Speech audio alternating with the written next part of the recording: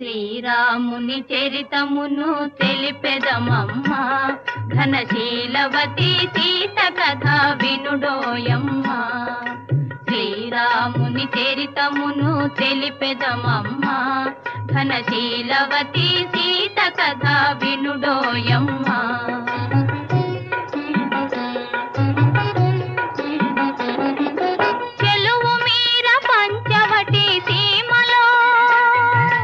కొలువు చేయ సౌమిత్రి ప్రేమతో, తన కొలువు తీరి రాఘవుడు భామతో.